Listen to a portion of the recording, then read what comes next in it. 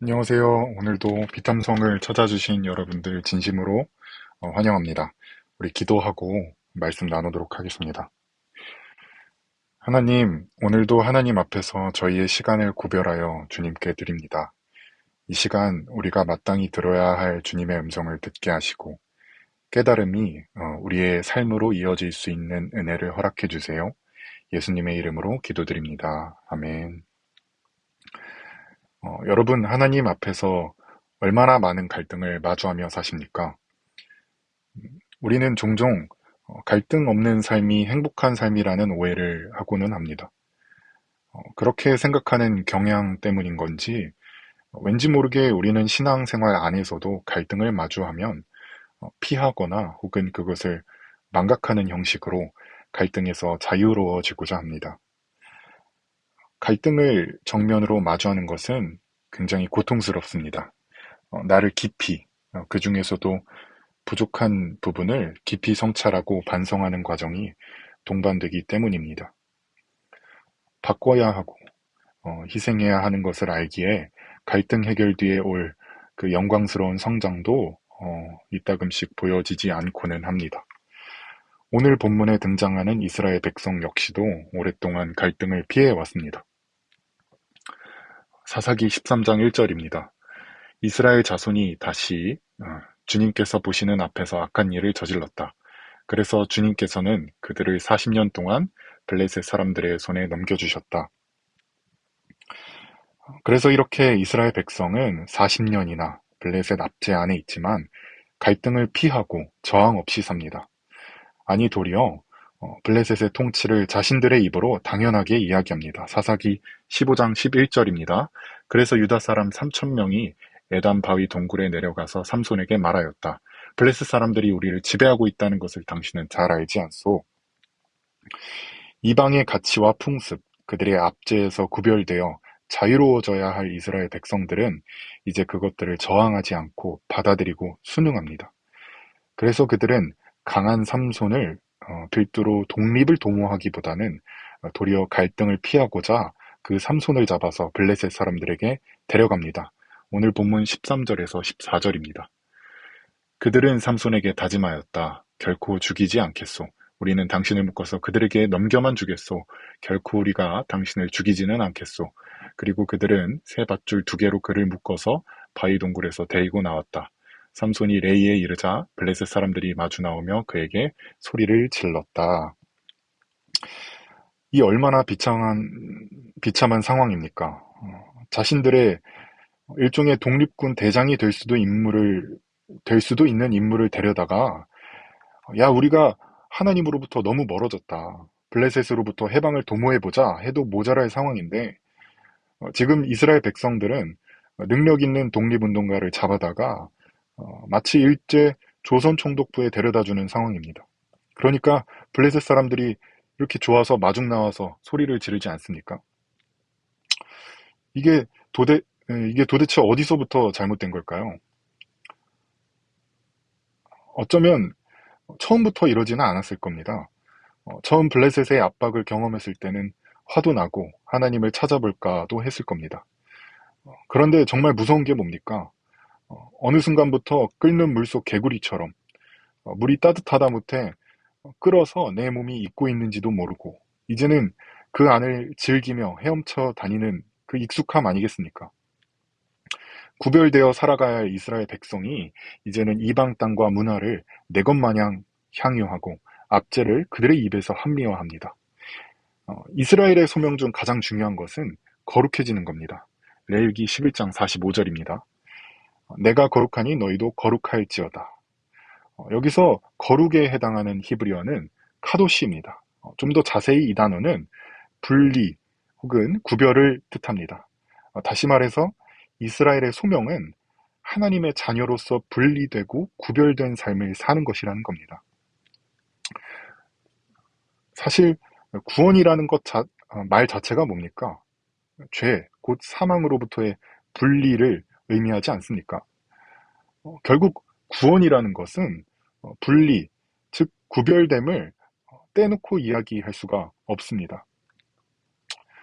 우리 역시 열심히 구원하소서 기도하지만 그 삶에 구별은 보이지 않습니다. 우리가 사실 간절히 원하는 건 죄로부터의 구별됨이 아니라 가난으로부터의 구별, 회사 승진 못하는 상태로부터의 구별, 내 비즈니스가 잘 되지 않는 것으로부터의 구별이기 때문입니다. 죄, 곧 사망으로부터의 구별이 구원을 의미하는 건데 우리는 그 구원은 구하지 않고 도리어 구별의 지향점을 계속해서 세속적 욕망이 되게 기도합니다. 어쩌면 이대로 사는 게 맞을까 틀릴까 고민했던 게 언제였는지도 기억하지 못하는 우리에게 하나님은 구별된 이라는 뜻의 또 다른 히브리어 나자르에서 파생된 단어 나시린, 삼손을 오늘 보여주십니다. 구별되지 못한 이스라엘의 삶 앞에 구별의 본을 보여야 할 나시린 삼손을 하나님은 등장시키십니다.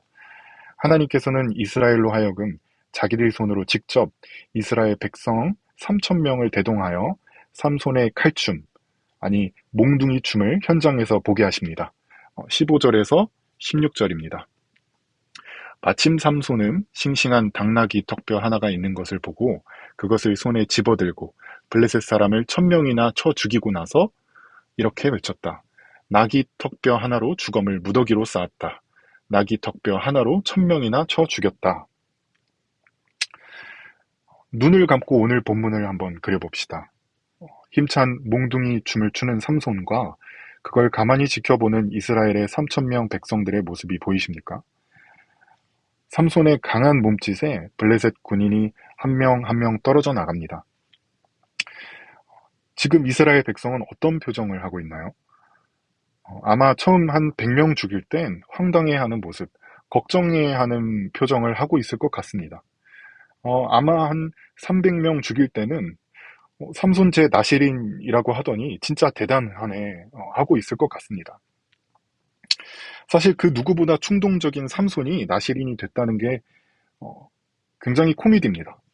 이스라엘 사회에서 가장이 며느리 선택 포함해서 모든 일을 다스렸는데 이제 삼손이 이걸 거절하지 않습니까? 이를 거스른다는 것은 상당히 예외적인 일이었습니다. 저기 저 앞에서 몽둥이 흔드는 놈, 신실한 저기 마노아 집 아들 아니요?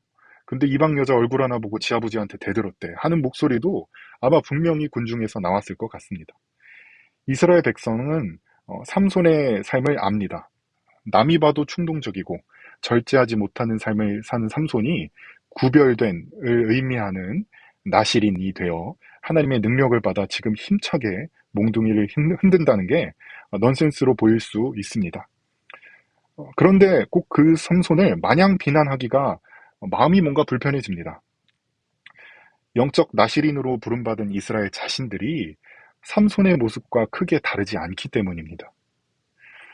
분명히 이스라엘 역사에서 가장 많이 들은 말이 거룩이고 구별인데 분명 자신들의 꼴은 그렇게 하고 있는 것 같은데 실제 사는 삶은 그렇지가 않습니다. 꼭 삼손의 삶이 자기들의 삶과 같아 보입니다. 그런데 그 삼손이 지금 열심히 자기를 향해서 달려드는 그 블레셋 군인들을 정말 열심히 떼어냅니다. 중요한 게 뭐냐면 이스라엘은 이전까지 블레셋으로부터 구별되는 삶을 오랫동안 생각해 본 적이 없었다는 겁니다. 그런데 지금 삼손은 블레셋을 자신으로부터 열심히 밀어내고 떼어냅니다. 아마 꽤 많은 이스라엘 백성들이 그 자리에서 오랫동안 잊고 있던 거룩과 구별이라는 개념을 처음으로 느꼈을 겁니다.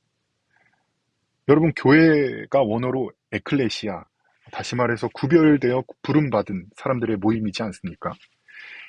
교회된 우리가 해야 될 것은 역사가 흘러도 바뀌지 않았습니다. 바로 구별되는 겁니다. 그러나 살다 보면 우리의 기질이 때로는 너무나 악해서 이스라엘처럼 하나님을 끝없이 배신하고 죄 속에 살아가지 않습니까? 어쩔 때는 정말 내가 이렇게 사는 게 맞는 건가 고민을 한 게 언젠지 기억이 나지 않을 때도 있습니다. 구별을 명령받아서 살지만 세상의 가치에 함몰돼 에클레시아, 구별된 자임에도 세상과 전혀 다르지 않는 삶을 보이는 게 바로 저희 아닙니까? 오늘 삼손은 당연함을 떼어냅니다. 한 명 한 명 있는 힘껏 낙이 턱뼈로 힘차게 들러붙는 죄의 익숙함을 밀어냅니다. 한 번도 아니고 1000번이나 보여줍니다. 교회에 나가지 않는 게 익숙해진 삶, 기도하지 않는 게 익숙해진 삶, 중요한 일을 결정하며 하나님의 뜻을 고려하지 않는 게 익숙해진 삶, 하나님의 눈이 아니라 내 눈이 원하는 대로 사는 삶, 10번도 100번도 넘게 삼손의 방망이 질은 내가 지금 세속의 사람, 블레셋의 사람이 아니라 저들과 내가 다르구나, 적이구나 하는 것을 보여주며 그들과 구별되어야 할 나의 정체성을 인지시켜줍니다. 이것이 바로 오랫동안 블레셋과 세속의 구별 없이 하나처럼 살던 이스라엘 된 우리가 바라봐야 하는 삼손의 모습입니다. 너 거기서 나와라. 네가 지금 하는 일 나와 상관 있냐? 너 예배 피하고 기도 피하는 삶이 너무 익숙한 거 아니냐? 주님의 메시지가 오늘 우리의 삶에 들리는 듯 해도 우리는 괜히 못 듣는 듯 척합니다.